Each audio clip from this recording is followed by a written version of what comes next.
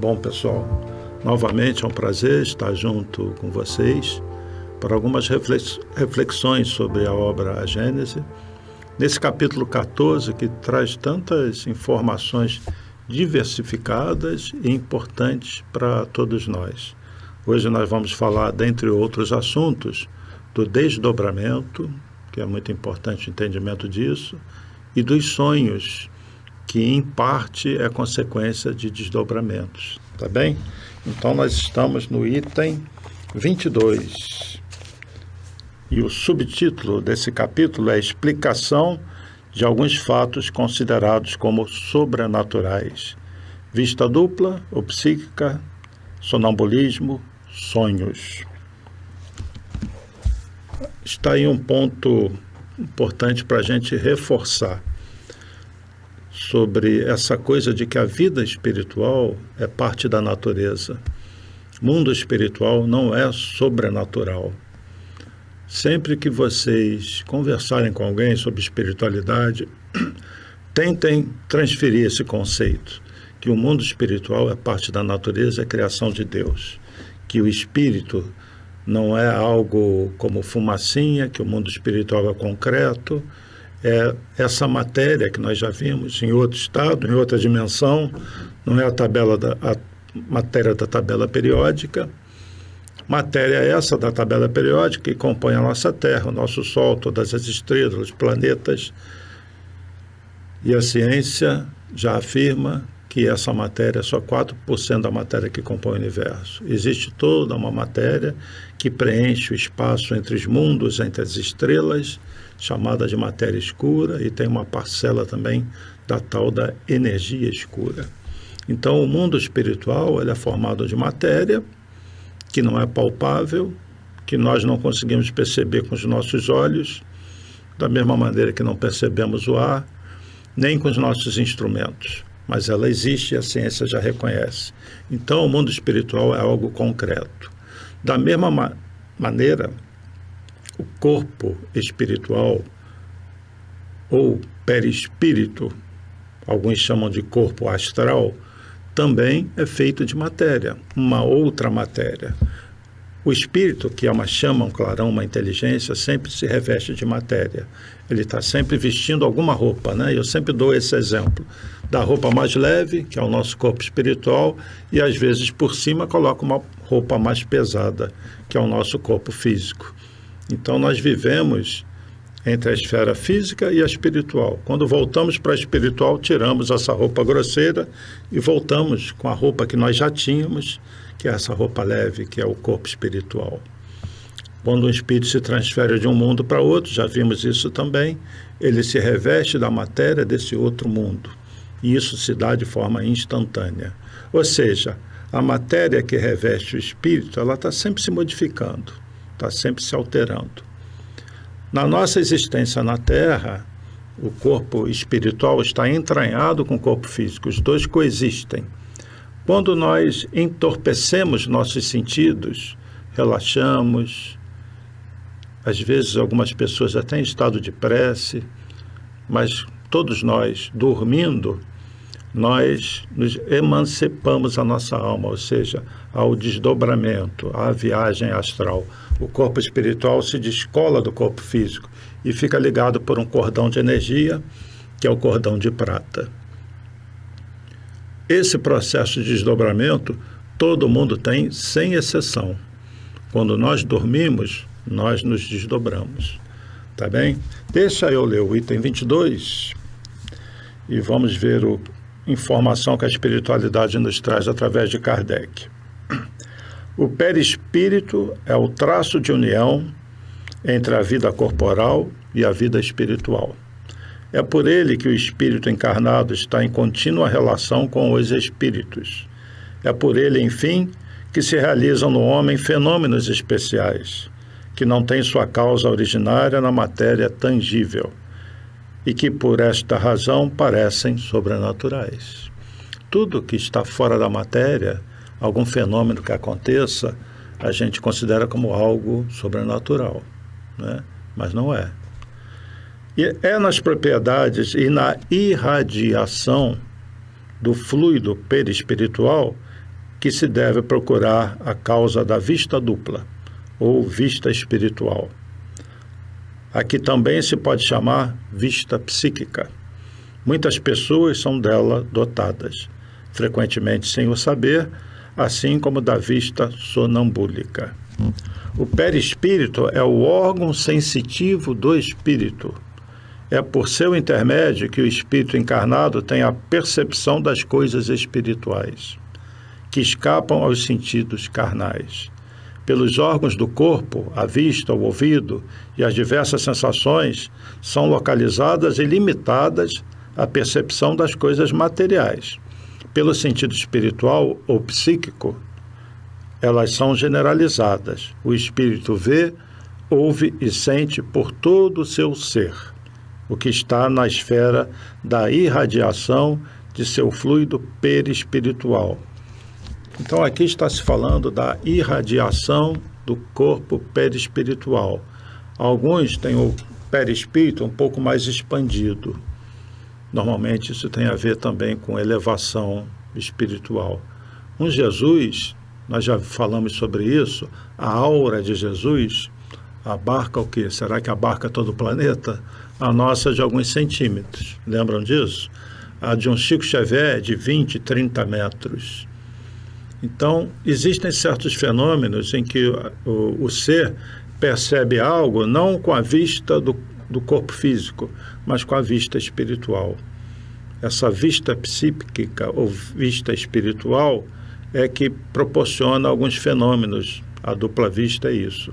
Então, existe um exemplo clássico que está aqui no Evangelho de Mateus, que é quando Jesus chega a Jerusalém e ele pede aos apóstolos que vão até um determinado local para buscar uma jumenta e um jumentinho que estava com ela. E Jesus fala para os apóstolos irem nesse lugar e daqui a pouco vem os apóstolos trazendo o jumento e a jumentinha. Então isso está no Evangelho de Mateus, capítulo 21. E isso os espíritos nos falam. É um fenômeno de dupla vista. Um espírito como Jesus tem uma capacidade que a gente não imagina, né? Mas digamos que isso é só um pouquinho do potencial de Jesus, que vai muito além disso. E algumas pessoas até têm essa capacidade da dupla vista. Mas esse corpo espiritual, então, ele é responsável por todos os fenômenos, inclusive mediúnicos. Quando se descola uma parte do perispírito, vamos dizer assim, para uma compreensão, e o médium vê com os olhos do perispírito, com o ouvido do perispiritual, né? Ele percebe as coisas do plano espiritual não pelos órgãos físicos, que não conseguem perceber essa vibração. E a pineal também tem uma participação nisso, né? Os cristais de apatita, se supõe que seja isso, que dá essa capacidade mediúnica, que é uma anteninha que a gente tem no cérebro, a epífise, ou glândula pineal.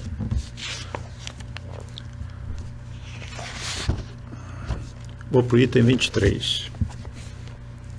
Embora durante a vida o espírito seja fixado ao corpo pelo perispírito, não é tão escravo que não possa alongar sua corrente e se transportar ao longe, seja sobre a terra, seja sobre qualquer ponto do espaço.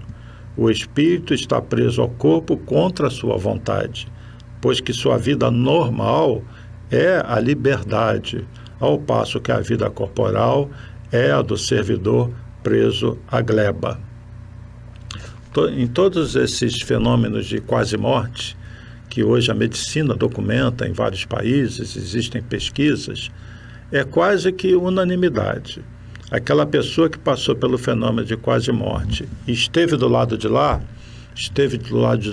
como? Seu perispírito se projetou além do corpo e foi até a chamada esfera espiritual. E a sensação que a grande maioria sentiu é de um bem-estar, principalmente quem está bem, né? E de uma beleza que quando volta para o corpo físico, volta meio arrependido, porque queria ficar do lado de lá, né? De tão bom, tão gostoso. Até porque o corpo espiritual, ele dá uma sensação de leveza para o espírito, Quem é que já boiou aí numa piscina? Quando você tira os pés do contato com o piso e fica só na água, é uma sensação de leveza, não é? Que dá um bem-estar. Parece que a gravidade naquele momento não está influenciando tanto a gente, né? Pegue essa sensação e multiplique várias vezes de leveza, de bem-estar. Isso é a sensação que a maioria sente fora do corpo físico. A maioria de quem está bem moralmente. Porque quem não está bem não vai ter uma sensação boa, porque nunca vai estar bem, né? Bom, continuando aqui. O espírito sente-se, pois, feliz de deixar seu corpo, assim como o pássaro deixa sua gaiola. Serve-se de todas as ocasiões em que sua presença não seja necessária à sua vida de relação. É o fenômeno designado sob o nome de emancipação da alma, que nós chamamos também de desdobramento. Sempre se realiza durante o sono, todas as vezes em que o corpo repousa e que os sentidos estão na inatividade, o espírito se livra. Nesses momentos, o espírito vive a vida espiritual, ao passo que o corpo vive a vida vegetativa. Em parte, ele se encontra no estado em que se encontrará após a morte. Percorre o espaço, entretém-se com seus amigos e outros espíritos livres ou encarnados como ele próprio. Então, durante o sono acontece isso. Nosso corpo espiritual se desacopla do corpo físico. E onde está a consciência? Não fica no corpo físico. A consciência, a sede da alma, o próprio espírito, se reveste dessa matéria sutil que encarna, desencarna. Acopla ao corpo físico quando volta do sono, desacopla do corpo físico quando sonha, quando está dormindo. Pergunta: quem é que já teve a sensação durante o sono que de repente está caindo no corpo e de repente acorda? Já tiveram essa sensação? Já aconteceu isso? Quem quiser, que está assistindo e costuma fazer os comentários, coloque aí se você já teve essa experiência. O que acontece? Você desacopla, está na vida espiritual, ligado pelo cordão de prata. Algo acontece que você retorna muito rápido e tem essa sensação de queda, até se assusta. Outros podem ter tido a sensação de desacoplar e ficar no quarto, olhar o seu próprio corpo embaixo. Isso aconteceu uma vez só comigo. Eu me senti com a cabeça assim, engraçado que eu senti o teto, como se houvesse uma limitação, e percebi meu corpo abaixo e tinha outros seres juntos. Só uma vez, pelo que eu me lembro que aconteceu. Mas para muitas pessoas isso é comum, tá? Eu vou mostrar uma figura. Tem uma figura, em cima uma frase que, na verdade, está na primeira carta aos Coríntios, capítulo 15, versículos 40 a 46, portanto, é da Bíblia. Paulo de Tarso, que fala assim: semeia-se corpo animal, ressuscitará corpo espiritual. Assim como há corpo animal, há também corpo espiritual. Isso é Paulo de Tarso, gente. Portanto, corpo espiritual não é uma invenção do espiritismo. E muito antes de Paulo de Tarso, no Oriente, já se falava disso. Krishna, 3.500 anos antes de Cristo, falava disso. Então, vocês reparem nessa figura, que tem uma pessoa dormindo e ela, de repente, aparece um duplo dela. É o corpo espiritual. E a mente, a consciência, acompanha, né? Na verdade, é revestido por essa matéria mais sutil. E vocês percebem um laço de energia, ligando o corpo espiritual ao corpo físico. Esse laço, esse cordão, é o cordão de prata, apelido de cordão de prata. Quando a pessoa se desdobra e vai ao plano espiritual, participa de alguma reunião, algo desse tipo, os desencarnados percebem que se trata de um encarnado porque veem o cordão de prata, tá bem? Então a gente toda noite faz isso, sai do corpo físico, retorna, essa imagem aí é clássica, mostrando a emancipação da alma ou desdobramento. E o que acontece quando a gente desdobra? Nós estamos efetivamente passeando no plano espiritual. É como se nós tivéssemos morrido. Portanto, morrer no sentido de sair do corpo não dói. Nós fazemos isso toda noite. O que pode doer, incomodar, é a sensação do corpo físico, de mal-estar, falta de ar, dor, fraqueza, isso incomoda. Mas a separação em si é tranquila, porque nós fazemos isso toda noite. É como se toda noite a gente treinasse para morrer. Mas, na verdade, a gente continua vivendo.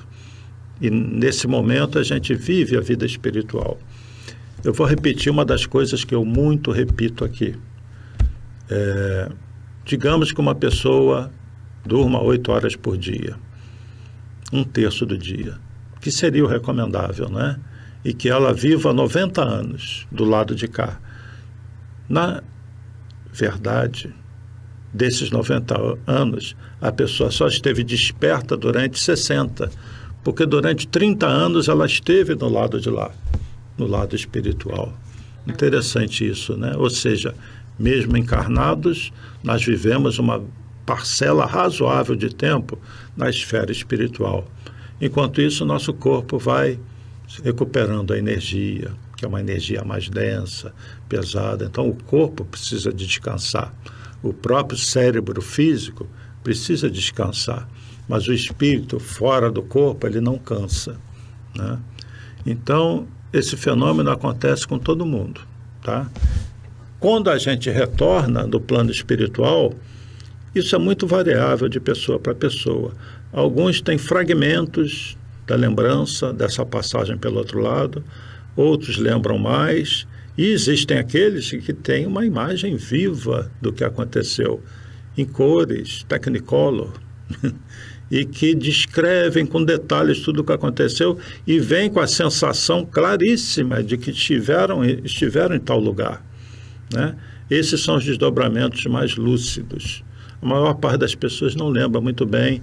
Agora, nem todo sonho é desdobramento. Muitas vezes nós dormimos e trazemos nossos conflitos no subconsciente e isso vem à tona, às vezes, num estado de relaxamento. E o nosso cérebro físico detecta isso, e se criam imagens, nós imaginamos coisas. Então, os sonhos são também o acesso ao nosso subconsciente. Nem todo sonho é desdobramento. Como distinguir desdobramento de um sonho normal? Normalmente, no desdobramento você está raciocinando claramente, você tem uma percepção muito clara de tudo, há cores, é como você estivesse no seu ambiente normal, como encarnado. Então, cada um deve tentar perceber essa situação do desdobramento. Quem desdobrar muito, eu sugiro anotar no papel de noite, porque às vezes acontece a pessoa esquecer, né?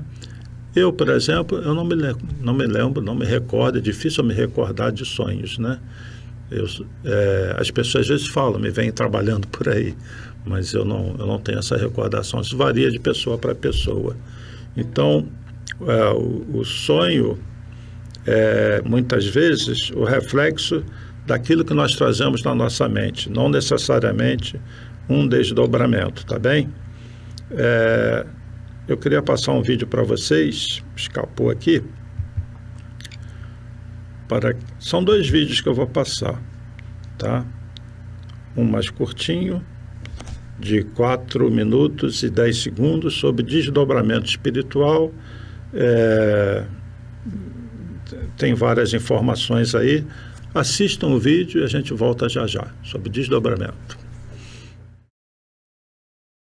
Eu sentia que flutuava e me movia pelo quarto. O que sai é a consciência, que é algo além do espaço, do tempo, da matéria, da energia, de um jeito que conhecemos muito pouco.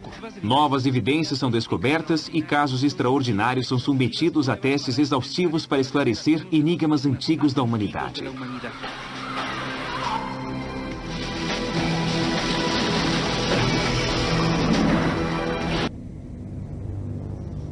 Desde que o homem primitivo conseguiu viajar através dos sonhos a outras dimensões, ele tem tentado descobrir se existe algo além do corpo físico.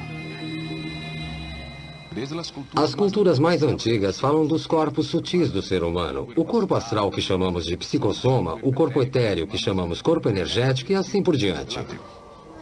A tradição oriental o chama de corpo astral. A cultura ocidental o chama de alma ou ânima. Na América pré-colombiana, os xamãs viajavam para outros mundos e eram capazes de curar doentes. Os xamãs acreditavam que podiam sair do corpo para o mundo superior ou inferior. Algumas dessas jornadas parecem experiências extracorporais. A experiência de sair do corpo tem uma explicação simples. Por exemplo, quando um índio dorme, ele viaja a curtas e longas distâncias no sono. E quando acorda, ele se dá conta de que não saiu da cama. Então a explicação mais lógica é que algo de seu organismo se deslocou, mas o corpo não. Então é lógico pensar que há uma parte de nós que não é o corpo e que viaja. Nós encontramos nos anais da humanidade fatos notáveis, que são denominados de bicorporeidade. O célebre caso de Santo Antônio de Pádua, que se encontrando distante da sua família, desdobrou-se em pleno ato da missa para salvar o pai, que estava sendo acusado de um homicídio que não praticara, e apareceu diante da multidão, apontou o criminoso e voltou logo depois à celebração da missa. Na história dos fenômenos psíquicos, por volta de 1900, tornou-se célebre uma jovem professora, Émilie Saget, que era portadora de um fenômeno equivalente, o seu denominado corpo astral, duplo astral, denominação esotérica para algumas expressões do perispírito, deslocava-se. Enquanto ela estava dando aula, saía até o jardim. As alunas ficavam apavoradas e corriam. Ela perdeu muitos empregos e não se dava conta do fenômeno. Era um fenômeno de desdobramento da personalidade de maneira inconsciente, mas sem a lucidez daquele fenômeno. Como assim? Eu sei que vai parecer estranho, mas eu sonhei com esse lugar. Essas flores, tudo. É lindo. Portanto, mais tarde se pôde estudar nos desdobramentos reais, e Ernesto Botzzano estudou os muitos, em que o indivíduo pode aparecer a outros mesmo estando vivos, encarnados. Por isso, ele publicou um livro notável, que se chama Comunicações entre Vivos, de pessoas em estado de coma, pessoas adormecidas, que nada obstante desdobram-se, e recuperando a lucidez do espírito, porque o corpo é que se encontra imobilizado, comunicando-se com aqueles que eram os experimentadores. O Espiritismo considera perfeitamente válida as manifestações dessa natureza, quando autênticas. Então, nesse vídeo, o Divaldo fala do desdobramento, fala desse lado psicológico também, que pode envolver os sonhos, nem todo sonho é desdobramento, e ele cita um caso de bicorporeidade. O que é bicorporeidade?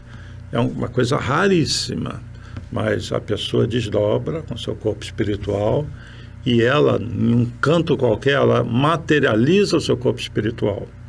Ela agrega a matéria, cedida por um médium de ectoplasmia, e então ele pode ser visto, pode ser tocado. É óbvio que isso é raríssimo. Nós temos um caso muito conhecido na doutrina espírita, do professor Eurípides Bassanufo, que ele tinha essa capacidade de desdobrar e se materializar em outro lugar. Inclusive, ele participou de um parto, por incrível que pareça, assim. Nesse vídeo são intercaladas cenas também de um filme que é uma comédia, mas é uma comédia falando de algo real. Uma mulher que está em coma e ela, em desdobramento, aparece para uma pessoa, né, que seria o namorado dela, e ele fica aturdido com aquilo, né, até o ponto que ela o leva ao hospital e ela mostra como é que ela sai do corpo e não, e ele consegue ver. E é possível um encarnado olhar um outro encarnado desdobrado que está dormindo? Sim. Da mesma maneira que se vê um espírito, um médium, um vidente, ele pode perceber o corpo espiritual de um encarnado que está dormindo, né? Não é tão comum assim, mas é possível sim. Então é muito estranho, né? Você tem uma pessoa conhecida e você vê a pessoa junto de você e a pessoa pode estar em outro país até, dormindo, e ela está desdobrada. Porque o corpo espiritual é a mesma característica do encarnado ou desencarnado. O diferencial é o cordão de prata, ligando esse corpo espiritual ao corpo físico, tá bem? Então, continuando aqui nos sonhos, nós vamos entrar agora. O liame fluídico que o retém ao corpo não é definitivamente rompido, senão com a morte. Esse cordão de prata, ninguém precisa se preocupar, porque não vai enroscar com o cordão de prata do outro, não vai arrebentar, não vai dar nó. Ele é um cordão de energia, uma ligação energética, né? Como dois celulares que estão se comunicando. O entrecruzamento das ondas não faz o celular desligar. Apesar que no nosso Brasil acontece tudo com os celulares, mas em regra geral não acontece. Então não se preocupe com o cordão de prata, que ele é bem elástico. Você pode ir a outro mundo e você fica ligado ao corpo físico. Se tiver que desencarnar, não vai ser por isso, tá bom?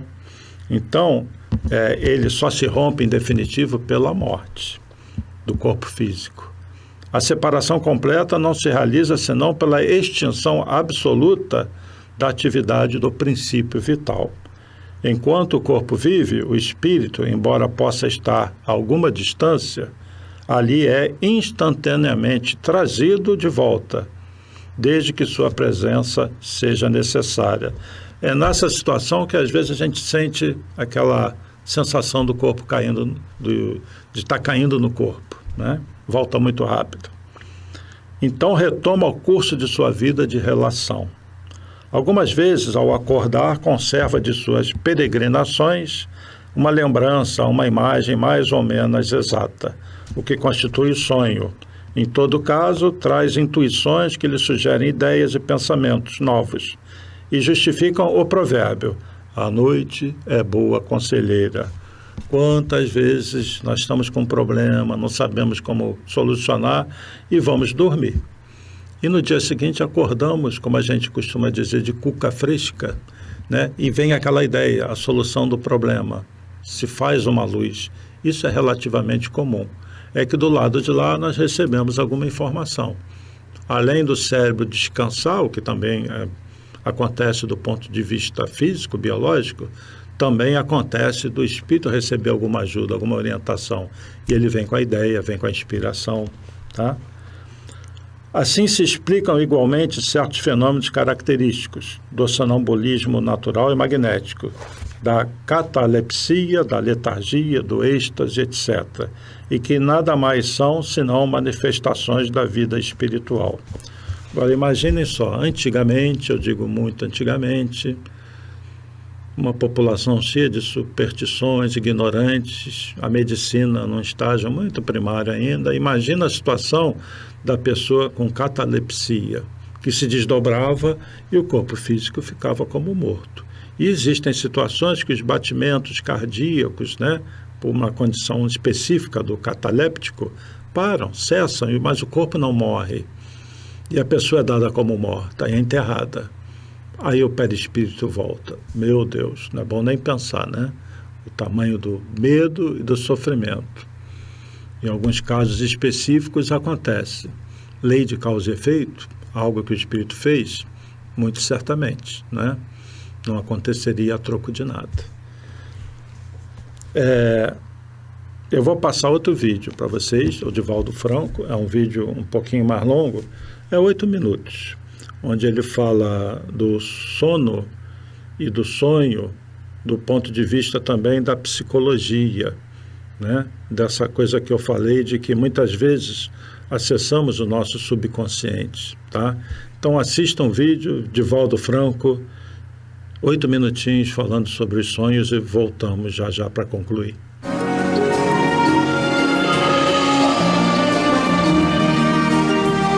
Divaldo, segundo Freud, os sonhos expressam o nosso inconsciente, são expressões do nosso inconsciente. Segundo outras pessoas, os sonhos nada significam, não representam nada. E para o Espiritismo, como o Espiritismo conceitua os sonhos? Por ser o Espiritismo uma doutrina científica abrangente, considera a área freudiana da libido como sendo perfeitamente ajustável a muitos dos nossos sonhos. Na visão junguiana, também nós temos uma percepção muito curiosa dos sonhos, dos nossos arquétipos guardados no inconsciente profundo e que eliminamos através dos sonhos, razão pela qual ambos recomendavam que nós anotássemos os sonhos para facilitar a interpretação simbólica. O Espiritismo estabelece que os nossos arquivos, não somente do inconsciente pessoal, como do inconsciente coletivo, as nossas experiências de outras reencarnações, vêm aflorar em determinados estados oníricos. Aceitamos, à luz da doutrina espírita, aqueles que têm uma natureza eminentemente da libido, portanto os sonhos freudianos, como também aqueles que são os arquivos estabelecidos nos arquétipos de Jung. Mas o Espiritismo, analisando o indivíduo como um ser integral e não apenas como a psique e a matéria, vê nos sonhos uma maravilhosa oportunidade do desdobramento da personalidade para as denominadas viagens astrais. Equivale dizer que, parcialmente desligado do corpo, o espírito realiza experiências notáveis no mundo causal, de onde ele veio, conforme a tradição socrático-platônica, no mundo das ideias. E muitos desses sonhos têm o caráter de premonição, de evocação de cenas passadas, de recordações de existências transatas, proporcionando, através dos sonhos, a libertação de determinadas cargas emocionais que muito nos afligem. Então, Allan Kardec refere-se no Livro dos Espíritos a respeito dos sonhos, como também de natureza espiritual, sem afastar a possibilidade dos sonhos fisiológicos. E alguns dizem que, através dos sonhos, conflitos vêm à tona. Esses conflitos, como são vistos quando aparecem nos sonhos, à luz do Espiritismo? Como libertação de determinadas problemáticas afligentes que nós procuramos escamotear ignorando.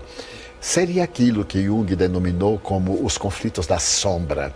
Essa sombra perturbadora que nós evitamos dar-lhe oportunidade de transformar-se em luz, permanece em nosso inconsciente, gerando situações muito embaraçosas. E quando não conseguimos fazer a ponte ego-self, não conseguimos fazer que a sombra seja absorvida pelo self, naturalmente nos sonhos nós liberamos. E graças a essa liberação de conflitos, diminuímos também os nossos transtornos de natureza comportamental.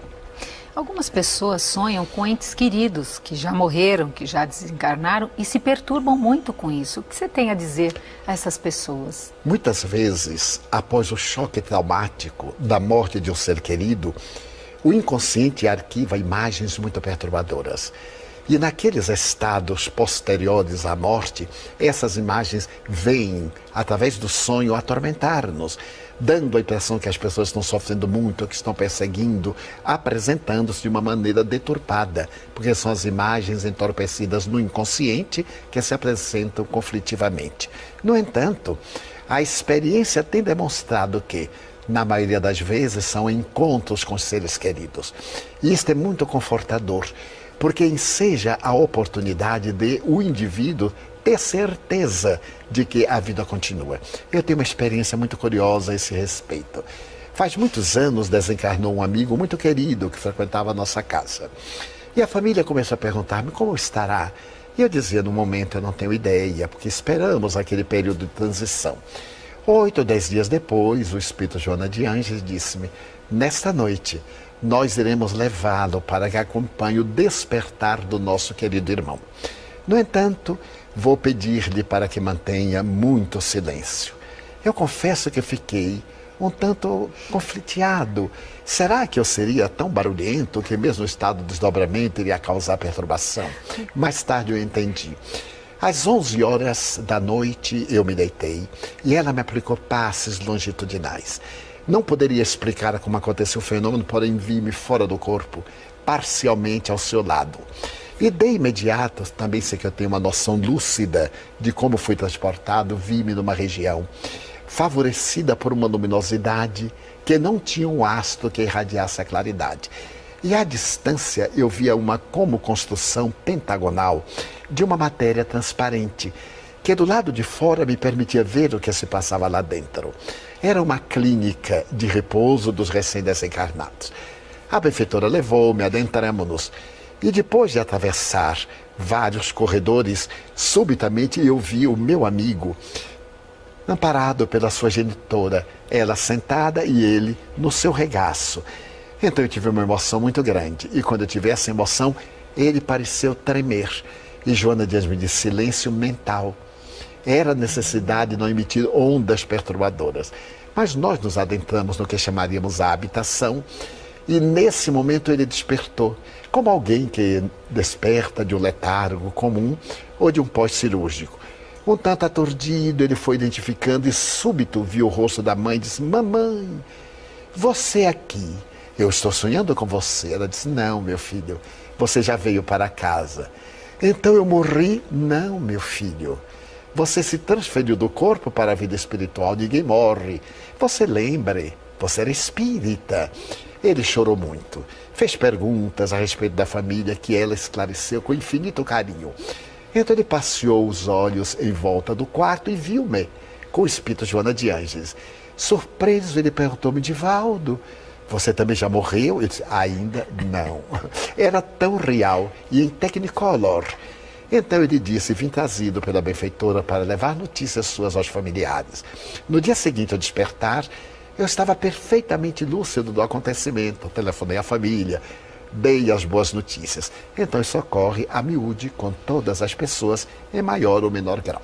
Você trouxe um ponto importante, Divaldo. Às vezes nós despertamos, acordamos pela manhã com assim uma nitidez dos sonhos. Outras vezes os sonhos vêm todos fragmentados, sem sentido, enquanto uns vêm coloridos, os outros vêm preto e branco. Então, como é essa questão da fragmentação e da lucidez do sonho? Aí está numa perfeita classificação.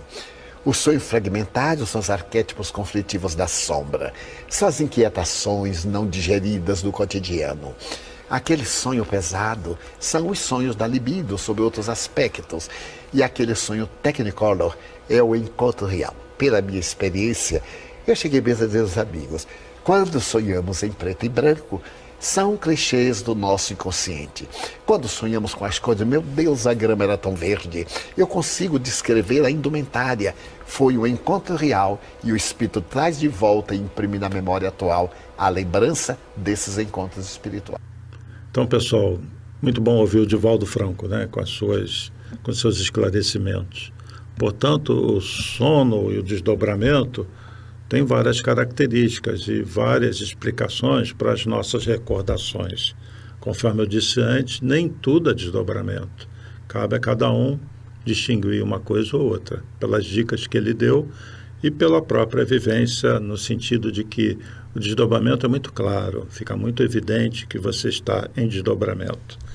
Eu vou aproveitar uma figura anterior, lembram daquela figura que eu passo muitas vezes, das esferas espirituais da Terra, onde aparece o núcleo e os planos espirituais? Então, olhem de novo essa figura, eu fiz uma inserção. Então, tem lá o núcleo da Terra, em azul, e tem a esfera número 1, que seria o umbral, aquela parte mais densa, e as esferas superiores, cada vez menos densas. E eu botei a figurinha dessa pessoa dormindo e ela desdobrada. Está vendo ali?